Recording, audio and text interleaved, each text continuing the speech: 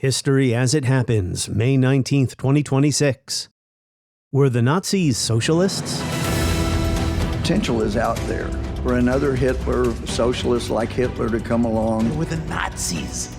It's the Nazis that's terrible, not the socialists. Reclaiming my time, they were the National Socialist Party. But they were Nazis who killed Jews, and I get offended when you compare socialists to Nazis. They weren't socialists, they were fascists, the Nazi Party. It's one of those debates in our hyper-partisan, too-online age that never goes away, shedding more heat than light. But when the Nazis came on the scene 100 years ago, it wasn't entirely clear then either. There was socialism, and then there was National Socialism. Not on the left, but on the far right of German politics.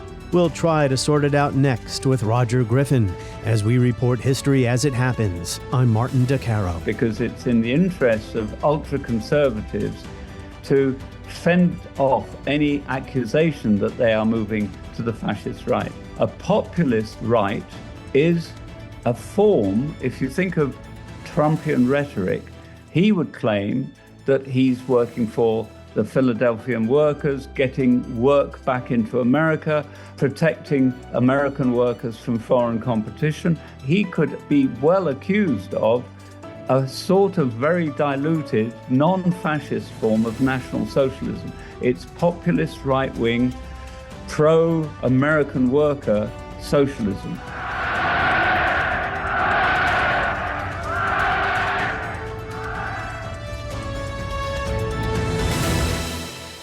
In 2018, at a meeting of the European Parliament, the British politician Syed Kamall said the Nazis were socialists, and it caused an uproar. We have to remember that Nazis were National Socialists. It's a strain of socialism. So let's not pretend it's a left-wing ideology. They want the same things as you. Let's be quite clear.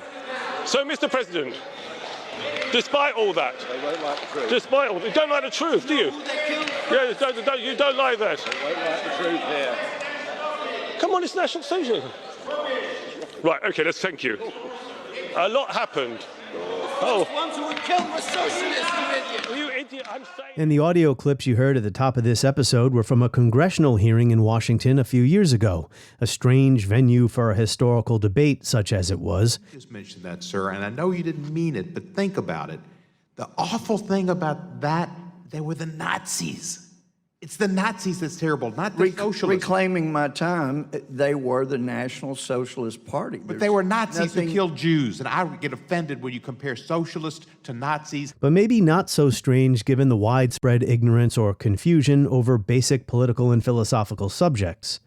And maybe not so strange when you consider the idea that the Nazis or left-wingers has been a favorite topic of right-wing pundits and politicians, who use that history to attack liberals, progressives, socialists, what have you. But is it true?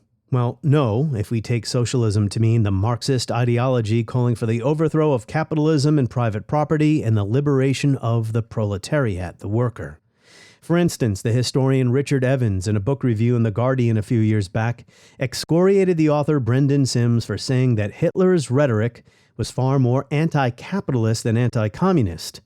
The extent to which he was fighting a war against international high finance and plutocracy from start to finish has not been understood at all, Sims argued. Well, Evans pointed out that the central planks in the socialist platform have always been the belief that capitalism oppresses the mass of the people and needs to be overthrown, or at least moderated and regulated in their interest. Sims claimed that what Hitler did very effectively was to nationalize German industrialists by making them instruments of his political will. But Evans says this was not economic or financial control exercised in the interests of the people, nor did Hitler nationalize industry or the banks in any meaningful sense of the word. Rather, he set a political course for rearmament as part of his drive to war, and it pushed industrialists such as Thyssen and Krupp to devote ever more resources to arms production in the interests of increasing their profits. The result was heightened exploitation of the workers as the overheating of war production forced them even before 1939 to work longer hours without extra pay. Evans says this was not socialism, whatever else it was. Now, Hitler and the Nazis talked a lot about creating a classless society, a people's community. Our guest in this episode, historian Roger Griffin, says we should watch Triumph of the Will, the documentary by Leni Riefenstahl on the massive 1934 Nazi party rally, to see what that imagined people's community might look like.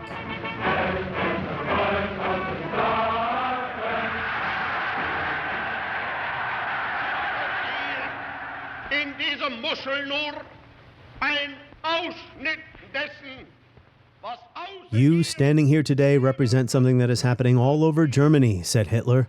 And we want you, German boys and girls, to absorb everything that we wish for Germany.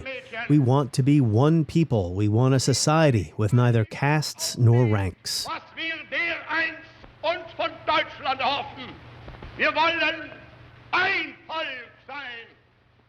Und Now, that wasn't Marxism, it was National Socialism. And if you're wondering why that difference matters, Roger Griffin is here, one of the world's foremost experts on the socio-historical and ideological dynamics of fascism. Professor Emeritus at Oxford Brookes University. Roger Griffin, welcome back, my friend. Thank you. Joining us from Italy, the birthplace of I fascisti, the fascists. That translates to rods in English, right? Strength. Well, it's slightly more specific. It's a reference to a symbol of the senator's power in the Roman Empire, which was called fasces, which has an interesting derivation because it comes from the Latin for a rod, but these were a bunch of rods tied around the base of an axe, which makes a neat symbol because it symbolizes the power to either beat with a rod, to whip as a public thrashing, or to cut a head off. And it was a symbol of the power of the state over the individual in order to enforce law and order. But in modern Italian, it has gone through straight from the Latin. Un fascio also just means a group or a bunch. And therefore, un fascio was deeply ambivalent as a word. So it meant a group. And it meant a group before the fascists were created. It just meant a political group. And the word started being used during what's known as the intervention crisis, when there were groups trying to get Italy into the First World War. They thought that if Italy could fight in the First World War, the country would be rejuvenated. It would create patriotism, it would stimulate industry, it would create a sense of solidarity, and all importantly, they would be part of the peace deal after the war. And even though they were technically allied to the Austrians and the Germans, they went into the war, and the interventionists wanted them to go into the war on the side of the French and the British and eventually the Americans, because they thought they could get a good deal out of that. So fascio, by the time it was adopted by Mussolini for his new paramilitary group, had already established itself as a neutral term for a paramilitary style rallying lobby. Then it gets used as the symbol of the new fascist party, but far too many historians simply think that this was already a reference to Rome, and it really wasn't. Wow. As the fascists got more and more Romanized, the fasces became more and more useful as a Roman symbol, but originally it just meant a league, like the German word Bund. Yes. So it's a good place to start looking at what Nazi and fascist socialism is, because that idea of a group already points to an idea that you're going beyond and away from individualism. This is not a movement based on the cult of the individual, as capitalism and modern consumerism is meant to be. It's already placing the group beyond the individual. Elevating the nation. You know, I wasn't expecting the full history of the term there, but I appreciate you elaborating on that. And then, of course, Mussolini formed his squadristi, the squads who would take rods and beat people over the head. All right, so... Well, they'd also put olio radici, they make communists drink an oil that gave them diarrhea, which was also one of the punishments. Yeah. All right, so political ideologies, Roger Griffin, and philosophies are always important areas of study. I think today it's self-evident with the rise of right-wing and left-wing populism. But in political discourse, or maybe online discourse, these debates can become, well, rather tribal, right? The idea that the Nazis were socialists. What I mean by tribal is instrumentalized to make a point. This idea that the Nazis were socialists or left-wingers picked up some steam about 20 years ago when a commentator by the name of Jonah Goldberg published a book called Liberal Fascism, where he tried to show the origins of modern-day progressives or Nazis, and Hitler was a leftist, blah, blah, blah. So how do you come at this debate as a scholar, and you pay attention to popular discourse, what people like me talk about on podcasts? You're trying to bridge that chasm, right? So let's start with that general premise before we start discussing the actual differences between Nazis and socialists. Yeah, let's do that. I mean, well, basically what I've learned to do over time is to ask a lawyer's question, cui bono? What interest is it serving to see fascism, which is conventionally seen as a right-wing ideology, as a left-wing ideology? And surprise, surprise, you will find when you dig a bit further with people like de Souza and Goldberg and Rainer Zittelmann in Germany, and I could give you a long list of this, of people with various degrees of academic complexity and knowledge, trying to recast, reposition fascism as a left-wing ideology, that they all, without exception, are on the right of politics. And then you have to ask, what is the value of re-signifying fascism as left? Because it means that right-wingers can raise this very deep specter of communism, the fear of socialism, communism, loss of freedom, attacks on religion, the loss of capitalism, attacks on the whole idea of private property, that suddenly, by re-signifying fascism and locating it on the left, you can annex it to a very deep fear. It's almost as deep as in the early modern Europe, the fear of witches, of socialism as a demonic, destructive force in Europe. And it leaves your right-wing positions defending holy, sacred values like individualism, freedom, right to property, right to religion, etc., etc. So it's this fear of the collective. And of course, unfortunately, since the Russian Revolution, socialism has in practice, what's called actually existing socialism. It's created a whole series all over the world of terrifying totalitarian states, which have nothing to do with the original Marxist idealism. So they are reattaching the term fascism to a proven horror, and they're keeping their own right-wing values free from contamination by words like fascism. So it's got a very significant, pragmatic, tendentious function. If you can dissociate fascism from the right and put it on the left, it means less scrutiny of your own dubious affiliations with things like racism and nationalist war. Well, Mussolini at one point had been on the left, not Hitler, but fascism was a right-wing movement. I don't understand where this comes from. Well, we have to go back to basics. What do we mean? All isms are what they call so beautifully floating signifiers. If you look at them, what they mean, you can't nail them down to mean a certain thing. They are basically our word field, and they're associated with a cluster of different things. And it gets even more complicated when you go from political history to political history. A word like liberal, for example, means something different in America than it does in Europe. And if you then go to different systems like socialism or North Korea or whatever, these words will actually shift significantly. So there is no objective, fixed, neat definition of anything. So in a way, the whole semantic thing about what does it mean, if people think that they could find a source on with AI or without AI where a quotable definitive meaning, then that is delusional. Yes. Well, that's what happens though, right? Because people will say, I'm sorry to interject here, but they'll go to the Nazi Party program of the 1920s, which was ignored. But you can find socialist sounding themes in there. Well, absolutely. Let's be academic for a moment. There's a wonderful Oxford professor who spent his life really trying to unpack the idea of ideology. And he ends up with a theory of ideology, which says every political ideology can be seen usefully as having a core myth, a core ideal, like freedom or equality or female emancipation or whatever. And it develops a cluster around it, what he calls adjacent, they're the close ones, and peripheral attributes or qualities around them. I'll give you one example. Fascism in the interwar period is closely associated with a leader cult.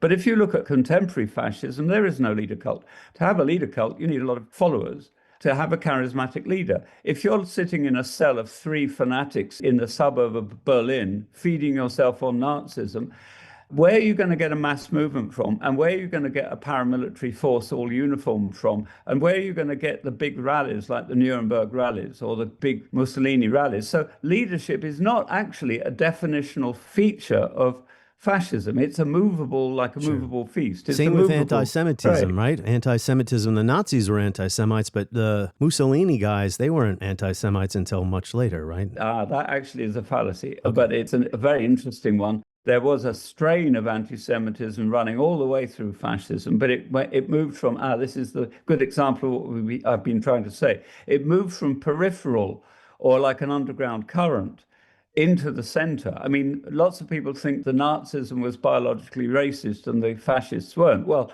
that isn't true. There's a journal called La Difesa della Razza, the Defense of the Race, written by eugenicists and racial biologists in Italy from the 20s.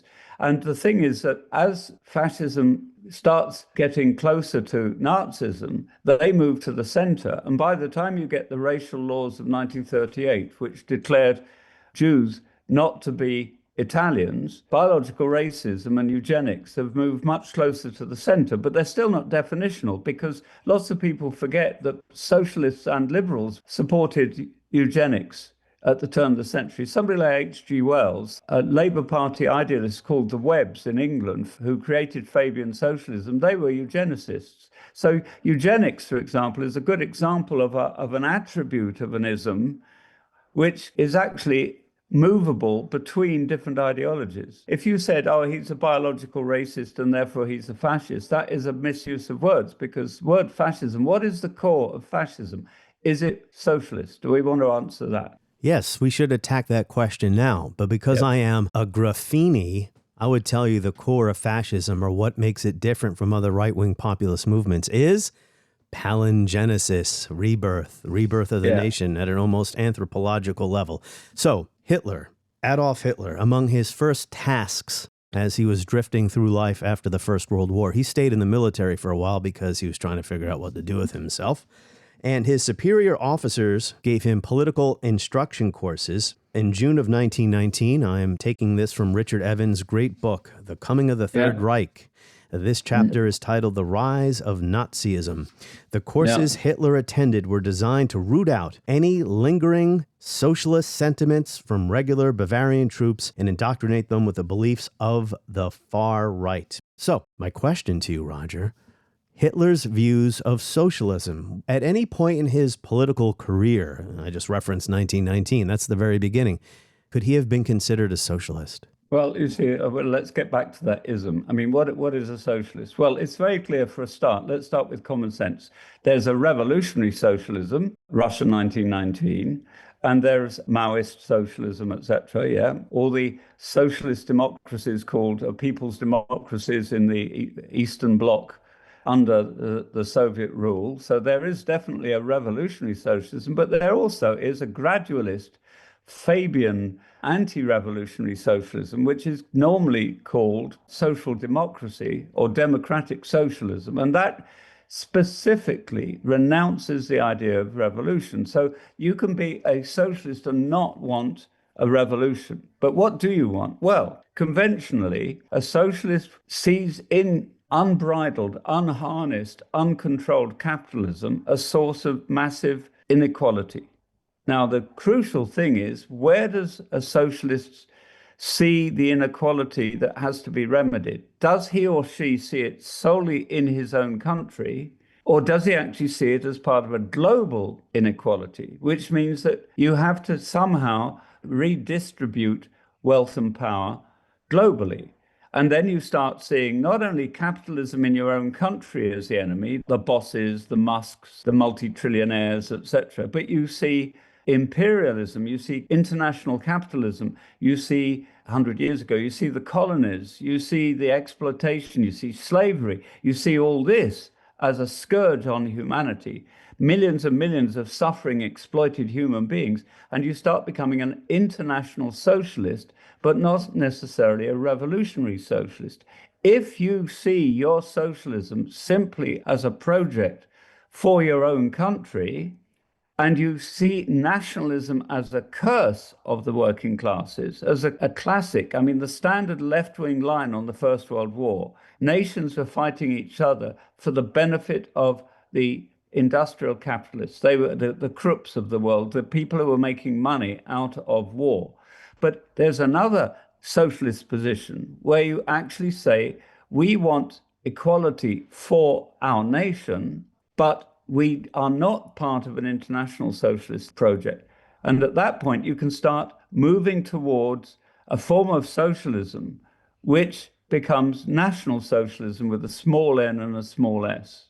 And at that point, you believe you can create more equality in your own country to make it stronger, and that you can stop the communists wrecking your country by trying to annex it to Russia and destroy your capitalist industry and the strength of your nation. So you end up moving gradually towards national socialism, small n, small s, which actually sees socialism in one country. And what you will find very early in the Nazi Party is that people like Goebbels and Hitler, but also very importantly, a left wing of the Nazis under Gregor Strasser, the Strasserite Nazis, were specifically influenced by socialist ideas, but they wanted socialism and the freedom from capitalism. And of course, this got bound up with anti-Semitism, freedom from Jewish finance, Jewish international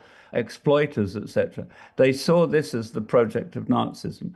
And it was when the SA was eradicated by Hitler in the Night of the Long Knives that put paid to the so-called left wing of Nazism. But Nazism was not a workers' movement like the socialist parties, center-left and socialist parties in Germany at the time.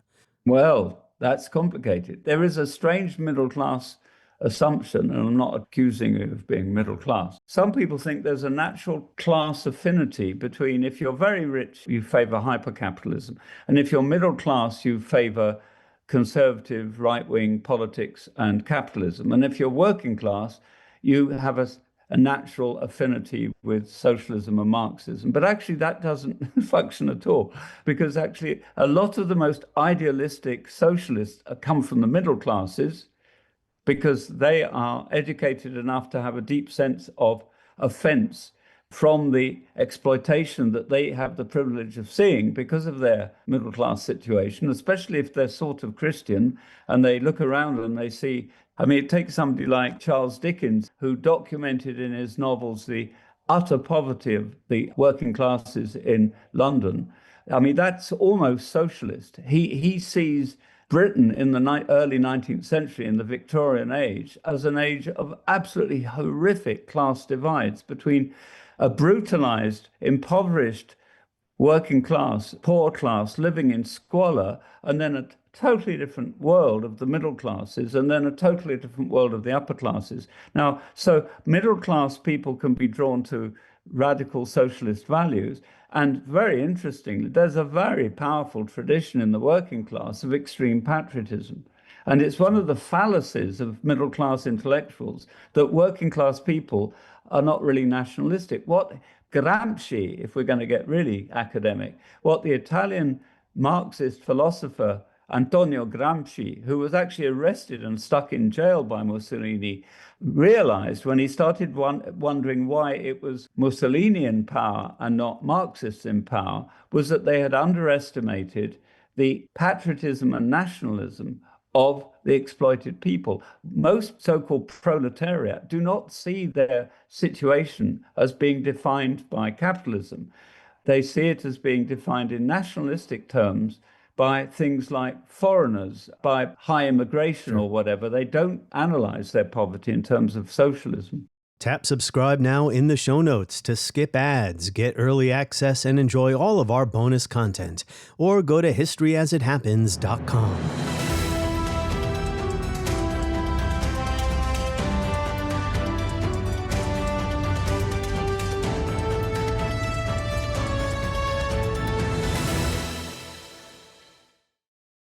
So I'm looking for definitive answers, and your answers are... Complicated. Yes, because it is complicated. But back to the Nazis. So in the early days of the movement, you mentioned Gregor Strasser. You're right. I have Lawrence Rees's most recent book here, The Nazi Mind. Asked by Hitler to grow the Nazi Party in the north of Germany, Strasser discussed with his colleagues a more overtly socialist agenda. Joseph Goebbels was one of Strasser's supporters, and Goebbels wrote in his diary on June 15th, 1925, "Socialism is the final objective of our fight." Now, again, we have to dig into what he means there in context. Is he talking about Marxism or the socialism that you described, a national socialism, and what does that mean today? And Goebbels said he was full of suspense as he waited to read Hitler's latest speech to see if it answered the crucial question: will he be a nationalist or a socialist? Well, maybe both. So I have the Nazi Party program up here from 1925, which was ultimately ignored. In my view, Hitler was definitely not a Marxist, and he was not interested in liberating the working class. He did discuss a classless society, but it's different than what we consider today to be Marxism, socialism. I'll just mention a couple of these points here, and I'll eventually get to a question, Roger. We demand profit sharing in large industrial enterprises. We demand the extensive development of insurance for old age. We demand the creation and maintenance of a healthy middle class, the immediate communalizing of big department stores. Wow. We demand the ruthless prosecution of those whose activities are injurious to the common interest. Criminals, usurers, profiteers must be punished with death. Wow. Whatever their creed or race. Sorry, I won't go through all 25 points. Try to unravel all that I just gave you. I mean, the point is that program, that was the original Nazi program written by Feder. This is absolutely what I was talking about. The Nazis, basically after the putsch, Hitler tries to get into power with the putsch in 1923. It fails. He sits in the Landsberg prison in a hotel room, basically. He dictates his Mein Kampf, and he really has to think a lot about what he wants. It is absolutely clear that he hates Marxism. Marxism, along with Freudianism and a lot of other things, is Jewish. It's a Jewish philosophy. Communism is Jewish. It's designed to destroy German greatness, etc., etc. But he definitely wants a thing, and this is the key to fascist socialism. He wants a national community. Now, that community defines the world into two different groups, and one group is very small in global terms, and the other is very big. The small group is Germans, and these Germans are not all German residents, people with German passports or German birthrights. These are true Germans. And that eliminates a whole shopping list of people who aren't really German. The true German community is defined in historical, racial, cultural terms, ultimately in terms of mindset. If they feel furiously patriotically German to the point of wanting to sacrifice their life to being German and making Germany great again and having a German revolution, then they are part of this mystical thing. Sounds far more mysterious if you don't know German. Volksgemeinschaft simply means community of the racially defined people. The Italians had exactly the same idea about the Italians. The Italians were comunità nazionale. They were a national community in which the individual was defined by his amount of fervor for fascism. Now, what this does, even if economic differences and differences of power and responsibility and social power continue under fascism, they are meant to be experienced by the individual as part of a natural hierarchy culminating in the leader. If you've got a pretty ordinary job and you haven't got the power or wealth of somebody higher than you, this isn't capitalism anymore. This is all to do with your value to the national community. The national community is classless in the sense that you don't have antagonistic groups fighting each other. So that the rich in Nazism didn't see themselves as exploiting ordinary Germans because Germans were given a sense of identity and meaning. And in a way, Nazism was a solution to one of the fundamental problems that Marx himself, Karl Marx, saw about capitalist society, which is alienation.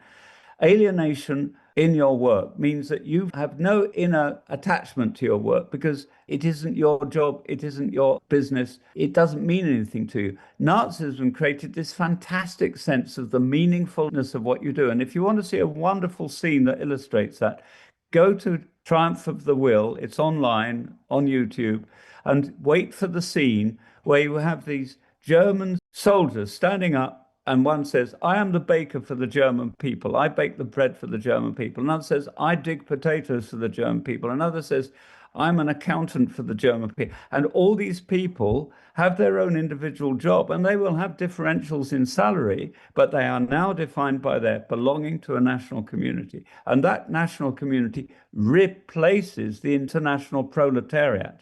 It's a vision of the nation as the unit in which you have your utopia, your rebirth, your revolution. And therefore, it's utterly different from the Marxist concept of a global humanity revolution to overthrow exploitation of all kinds. And it licenses hatred of outgroups and national war. So yes, there is genuinely a hybridization of the concept of the nation with the concept of socialism. We should take the language seriously. This is a national socialism, which by definition is anti-Marxist, anti-communist, and it allows you to keep capitalism going, industry, the church, all these institutions. It minimizes the structural change you need, which you get in, say, the Soviet Union. It is a revolution of mindset and sense of belonging and meaning and authority. The pinnacle of it is your leader, the Führerprinzip, the principle of the leader, il duce. So it abolishes Marxism and replaces it with National Socialism. And all these other books written by right-wingers like Goldberg or de Souza, etc., are basically pieces of sheer propaganda, utterly unacademic, utterly untrustworthy, because they are just basically tailoring the information to denigrate communism and put the twin enemies of the liberal right in one box, the communists and the fascists. So let's talk about then, in our remaining time, Nazism in practice, because that's important too. I know there's always a difference between theory and practice, but this is to my point about how Hitler was not a socialist or not a Marxist, not interested in liberating the working class, not interested in doing away with private property. He was preoccupied, I have a couple of points here, with blood, race, nation, war, expansionism. We can make a mistake by analyzing Hitler and Nazism as being wedded to doctrines, right? When at the end of the day, in the final analysis, what academic term can I come up with here? In the final analysis, at least this is what Lawrence Rees and others have argued, Hitler was willing to allow the Strasserites and others to bicker underneath him as long as they didn't challenge his authority. Nazism in practice. Yes, they did get some working class votes. They worked hard on getting that for political reasons. But as you mentioned earlier, many working class people were not attracted to Nazism because of a Marxist or a socialist or a worker liberation angle. And also, once in power, the Nazis cozied up to the bigwigs and they were not interested in liberating workers. It was not a workers' movement from that point on. This is a very big issue.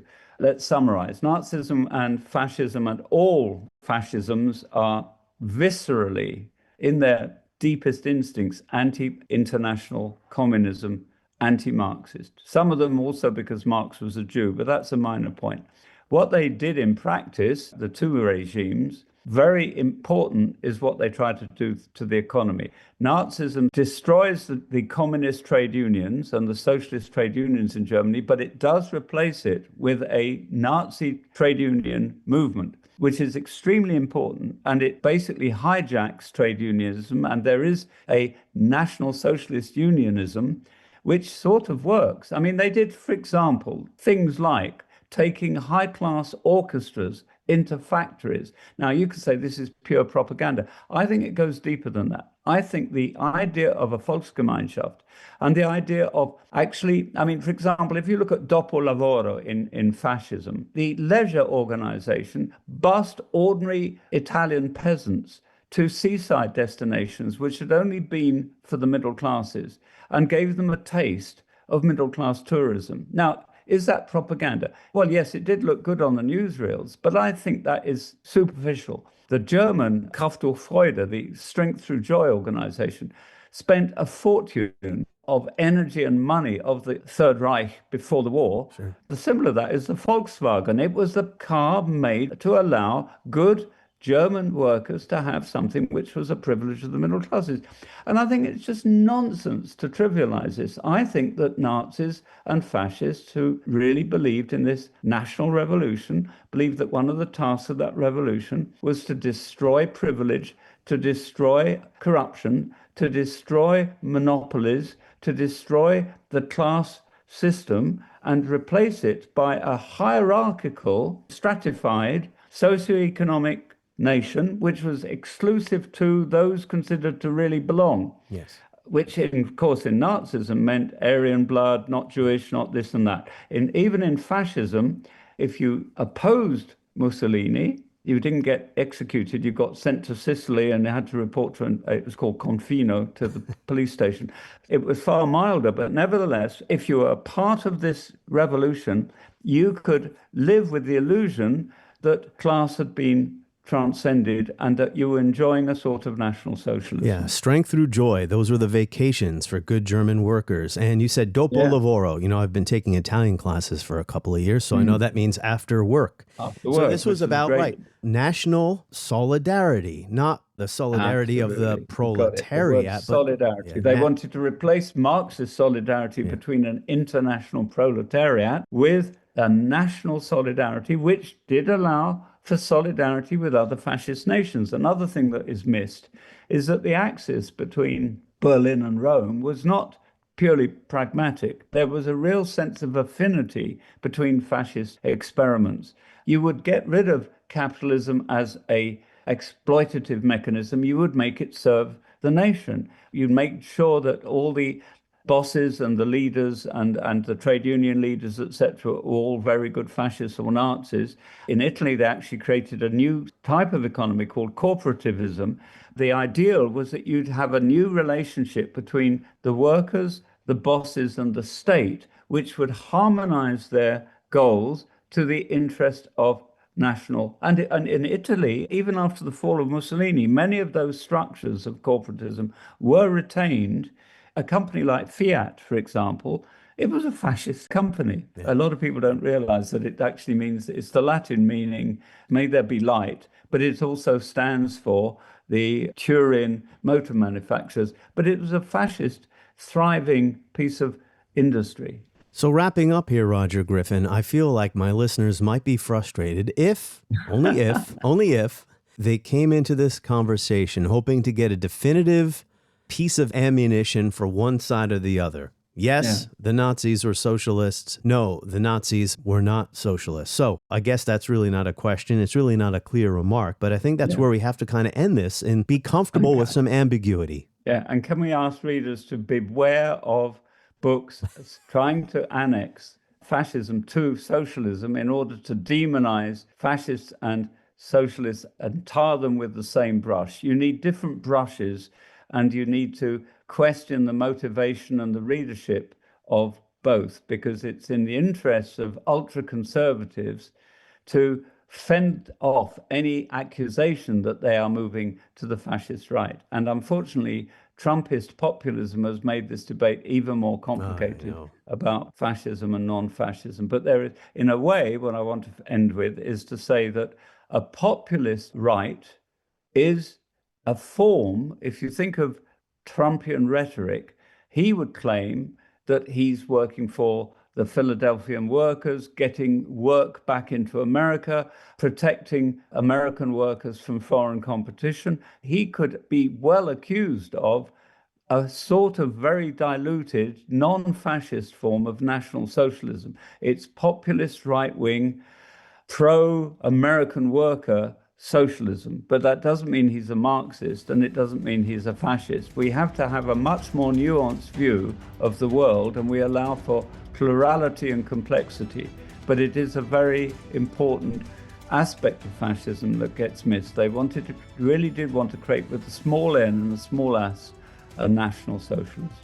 I'm disappointed we didn't mention palingenesis more often. No. I saved that for only for my inner followers, you see.